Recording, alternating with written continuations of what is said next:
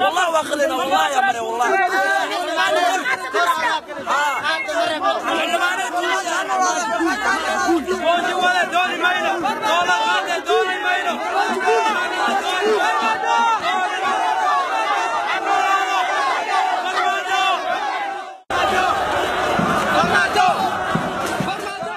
waxaan ka baxaynaa mooshinkan aan daayo abadan aan dhamaanay dadkan ay wadaan qaran dumiska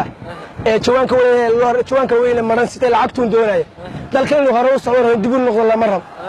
dadkan oo mucaaradka ee xildhibaanada ayaan ka banaan baxaynaa dhamaantood buriyaan rabnaa dhamaantood dad nadiif la doorto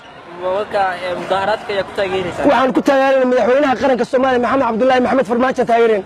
idinkuba iskii u banaan baxay mise dad banaan maya qof is ogmale banaanka iskooda muddo dhan soo baxay qof ogmale lama soo abaaburin nin walba buushkiisa iyo gurigiisa oo soo baxay nin walba dantiisa faraw ka soo qaadan hadda bulkeetan dhisay waana ka soo tigay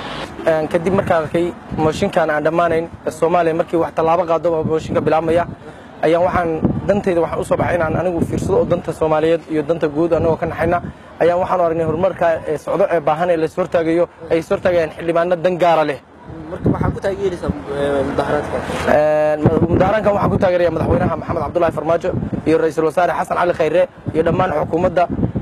wax qabadka balaaran ay qabteen waan ku taageerayaa cid alla cid ka soo horjeesatana annaga waxaan u aragnaa cid qaran dumisa oo dalka Soomaaliya dan kala hayna dan gaar ah fiirsanaya waxa saakay ka mashquulay aniga shaqadeeda waxaan u mashquulay mooshinkan adiga beenadeeda oo xildhibaanada ay soo jeedinayaan xildhibaanadan adiga aan shaqaysan runtii oo mooshinka beenadeeda wado runtii aad u soo jeedaan magacayga waa Shaafici Shariif Maxamed xaqiiqdii maanta jooga magaalada sida ka muuqata waa magaalo arintu waxa jiro jawi siyaasadeed aad u qasan kulay anigoo ku hadlaya magaca shacabka ama ummadda Soomaaliyeed xaqiiqdii wadanka muddo badan oo dagaalo iyo jahwareer badan siyaasadeed ku soo jiray hadda waxaan joognaa 2018ka meeshii hore loo sii socon lahaa waxaa moodaa haddana isqabsiga inuu dib u soo laabanayo marka waxaan codsanaynaa shacabka Soomaaliyeed iyo ummadda Soomaaliyeed dagaalo iyo isfahmi waa iyo khilaaf way ka soo daaleen marka in shacabka loo turo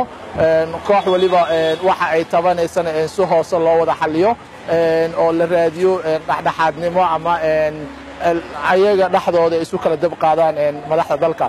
marka waxaan dhihi lahaa guud ahaan shacabka Soomaaliyeed in loo noxo oo dadka dhibaatada 20 sano iyo 30 sano la soo dhaafay ku jiray aan loogu sii darin isqabqabsi kale iyo maxaa lahaa kala ra'yi duwanaansho intaas ayaan ra'yigii ku cabiri lahaa